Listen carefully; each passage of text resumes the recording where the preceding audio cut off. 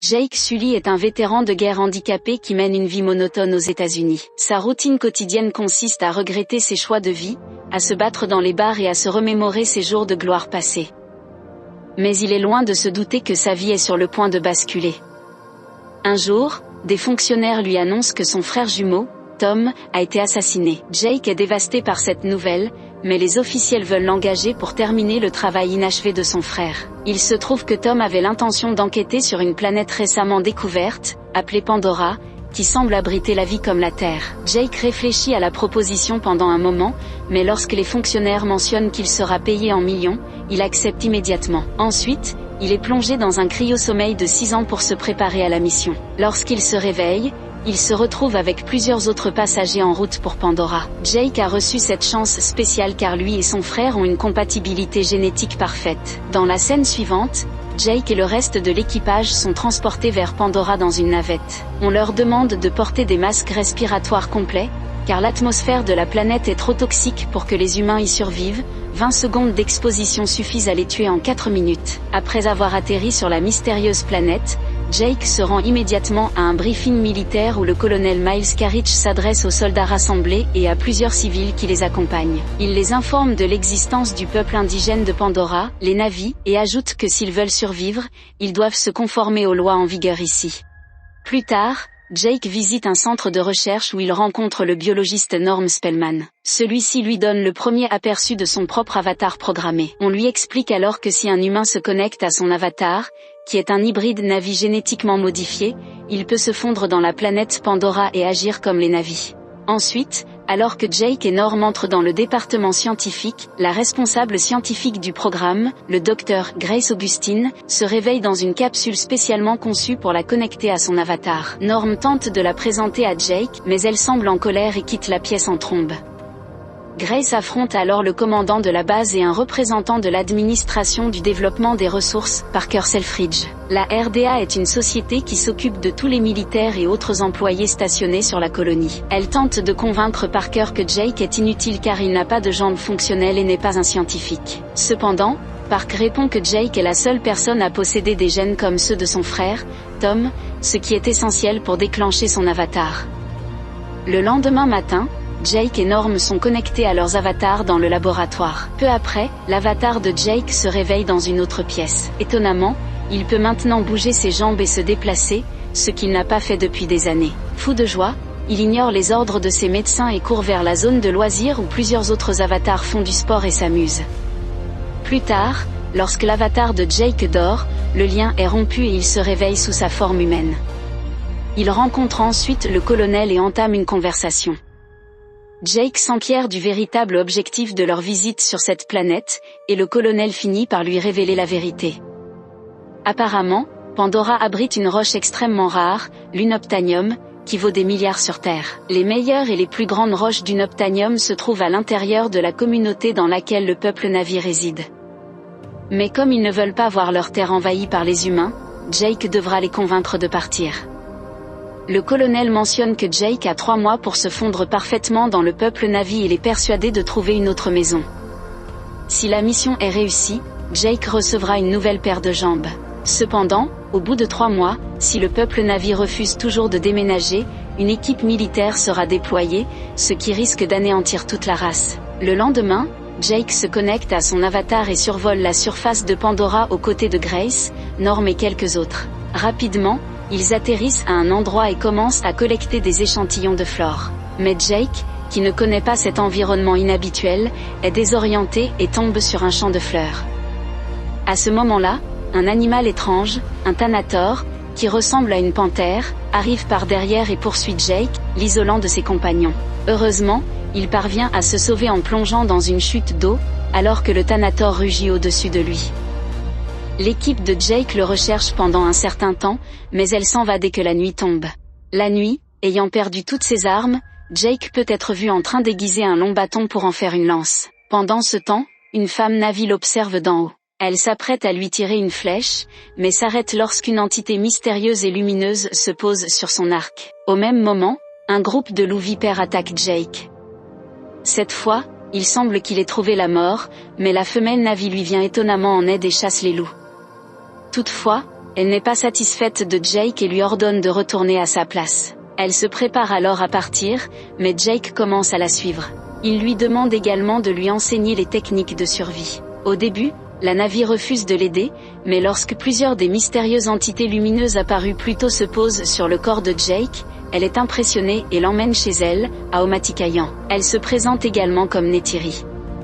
Cependant, lorsqu'ils atteignent l'endroit en question, les Na'vi deviennent immédiatement hostiles envers l'étranger. En particulier, le fiancé de Neytiri, qui est le prochain candidat pour le trône, Tsute, veut que l'humain hybride soit exécuté immédiatement.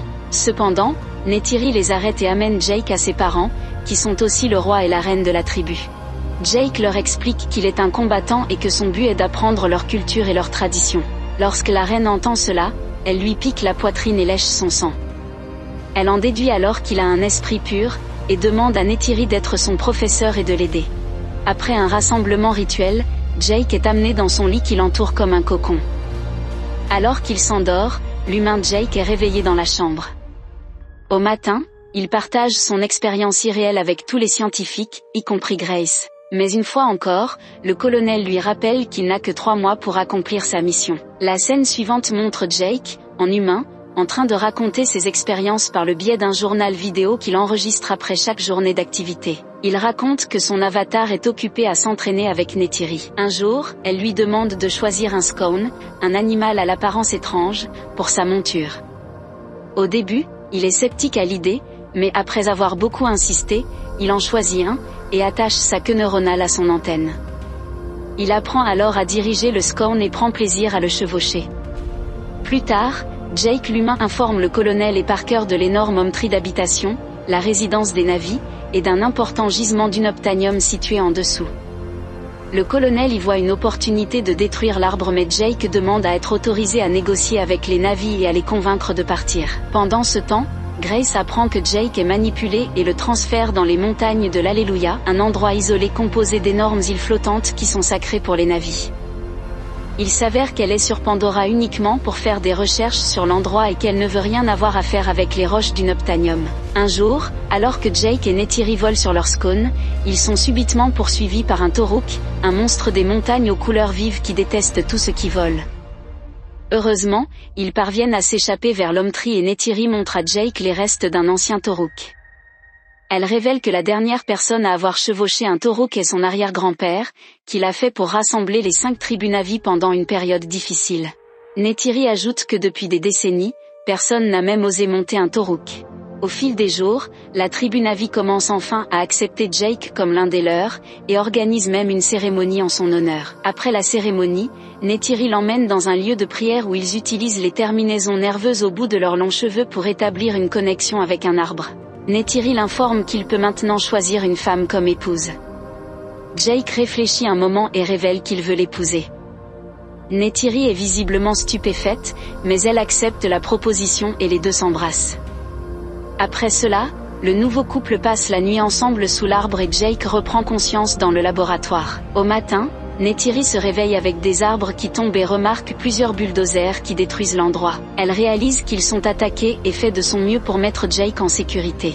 Pendant ce temps, dans leur endroit isolé, Jake se prépare à se connecter avec son avatar et lorsqu'il revient à la vie, il grimpe sur l'un des bulldozers et tente de l'arrêter. Comme rien ne fonctionne, il détruit son système de caméra, obligeant les soldats à lui tirer dessus. Heureusement, Jake parvient à s'échapper et à rejoindre le Omtri. De retour à la base, le colonel regarde la vidéo de surveillance et identifie Jake comme l'avatar qui a tenté de déjouer leur mission. Enragé, il entre alors dans la pièce et cherche Jake et Grace pendant que les bulldozers continuent de faire leur œuvre et de détruire le lieu sacré des Omaticaya. Pendant ce temps, les Na'vi se rassemblent sous le Omtri et décident de combattre les envahisseurs. Jake et Grace s'y opposent et font un effort pour les en empêcher. Cependant, le guerrier Tsute tente de tuer Jake après avoir appris que lui et Neytiri étaient liés pour la vie alors qu'il était fiancé à elle. Alors que la situation s'envenime, les avatars de Grace et de Jake tombent soudainement inconscients car les liens entre eux et leurs formes humaines sont brusquement rompus par le colonel. Dans la scène suivante, le RDA et les commandants militaires sont confrontés à une Grace en colère,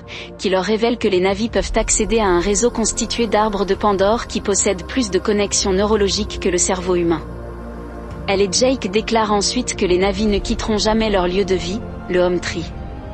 En entendant cela, le colonel décide d'envahir le Home Tree et d'utiliser des bombes à gaz pour chasser les navires. Alarmé, Jake supplie le commandant de la base, Parker, de lui permettre d'utiliser son avatar afin qu'il puisse convaincre les navires de partir. Parker accepte, mais il prévient que Jake n'a qu'une heure pour atteindre son objectif. Une fois de retour parmi les navires, il les informe qu'ils sont envahis par les humains et avoue qu'il est l'un d'entre eux. Neytiri, entendant cela, pousse Jake à bout pour avoir trahi sa confiance. Les autres navires sont également dévastés et enlèvent Jake et Grace comme otages. Après cela, ils se préparent à combattre les humains, qui sont arrivés dans un grand nombre de vaisseaux volants. La guerre commence alors. Les navires font de leur mieux mais leurs arcs et leurs flèches ne sont pas de taille face à l'artillerie lourde des humains. Malheureusement, après plusieurs explosions, le Home Tree est finalement abattu, ce qui tue plusieurs navires dans le processus. Pendant le chaos, la reine revient inopinément vers les humains captifs et les libère. Elle les supplie alors de sauver leur tribu. Ne perdant pas de temps, Jake s'approche de Neytiri et tente de la consoler, mais en vain. Au cours de l'assaut, le père de Neytiri est mortellement blessé, alors qu'il trépasse, il exige qu'elle prenne son arc sacré et dirige son peuple. Soudain, Jake et Grace reprennent leur forme humaine et sont immédiatement arrêtés pour trahison.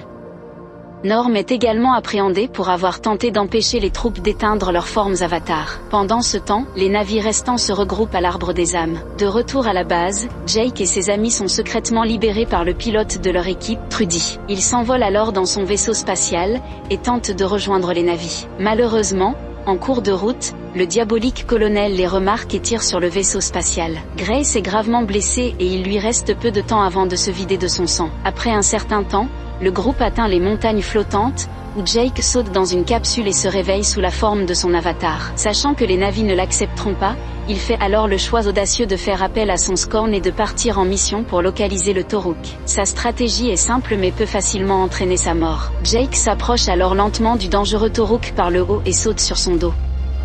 Puis, au milieu d'un rituel omatikaïen, nous le voyons chevaucher le Toruk jusqu'à l'Arbre des âmes. Cela choque tous les navires et ils l'accueillent finalement avec le plus grand respect. Ensuite, Jake demande au guerrier Tsute de l'aider à combattre l'armée humaine, ce que ce dernier fait. Avec les navires à ses côtés, Jake tente de sauver son amie mourante, Grace, et demande même l'aide de la reine. Cependant, tous leurs efforts sont vains car Grace succombe à ses blessures. Cela attise la colère de Jake, qui incite les navires à s'unir pour chasser les humains. À la fin de la journée, ils approchent leurs clans rivaux et rassemblent environ 2000 navires supplémentaires. Pendant ce temps, le colonel remarque les navires en grand nombre et porte son attention sur l'Arbre des âmes. Il donne donc l'ordre à ses hommes de se diriger vers l'endroit. Mais à sa grande surprise, les navires se montrent également, à la fois sur terre et dans les airs. Jake vole sur son Toruk légendaire tandis que Tsute et d'autres guerriers sont prêts à se sacrifier pour leur terre. Bientôt, une bataille mortelle commence, et les cadavres s'accumulent dans les deux camps. Mais cette fois, à cause des Scones, l'artillerie humaine commence lentement à faiblir. Au milieu de tout cela, Jake est poursuivi et se fait tirer dessus par le vaisseau Dragonfly du colonel. Heureusement, Trudy arrive à temps et ouvre le feu sur le colonel, laissant à Jake le temps de s'enfuir. D'autre part, le Scorn de Neytiri est visé et tué tandis que Tsute est également tué dans une explosion. Depuis le sol, Neytiri observe la dévastation et commence à paniquer. Pendant ce temps, un grand vaisseau bombardier s'approche de l'Arbre des âmes. Il est probable que les humains vont avoir gain de cause, mais soudain, à travers ce qui reste de la forêt environnante, un bataillon de titanothères, les animaux de Pandore ressemblant à des dinosaures et lourdement blindés, arrivent et commencent à attaquer les soldats. Fou de joie, Neytiri rejoint le combat avec plusieurs espèces de Pandora derrière elle. Étonnamment, lorsqu'un Thanator apparaît à proximité, il s'incline devant elle avec soumission. Puis, alors que les forces terrestres de l'armée se dispersent dans la confusion, Jake hisse son Toruk dans les airs à la rencontre du vaisseau bombardier. Il lance ensuite des grenades sur le vaisseau, le forçant à s'écraser loin de l'Arbre des âmes. Jake lance également des explosifs sur le vaisseau du colonel, mais ce dernier s'échappe dans une combinaison AMP avant que le vaisseau ne prenne feu et n'explose. Malheureusement, le colonel se retrouve au camp de secours de Grace. Il essaie d'éteindre le module avatar de Jake mais au même moment, le Thanator avec lequel Neytiri s'était lié l'attaque. Étonnamment, il réussit à le tuer avec sa combinaison, piégeant Neytiri en dessous. Mais avant que le colonel n'ait la possibilité de l'assassiner, Jake arrive sur les lieux dans son avatar. Les deux commencent alors à s'affronter, mais au final, le colonel prend le dessus. Il est sur le point d'achever Jake, mais à ce moment précis, Neytiri se lève et tire une flèche sur le colonel, lui transperçant la poitrine. Sans perdre de temps, elle tire une deuxième flèche, qui tue instantanément le colonel. Cependant, avant sa mort, il a déjà fait suffisamment de dégâts à la capsule de Jake. De ce fait, l'humain Jake est réveillé mais a du mal à respirer et à mettre un masque. Heureusement, Neytiri arrive et l'aide à mettre son masque. Elle prend ensuite Jake dans ses bras et peut voir son corps pour la première fois. Dans la dernière scène, Jake se déconnecte de son dernier journal vidéo, nous annonçant qu'il a été choisi pour transférer définitivement sa conscience à son avatar. Le film se termine par un rituel au cours duquel Jake se réveille sous sa forme d'avatar, avec Neytiri qui veille sur lui.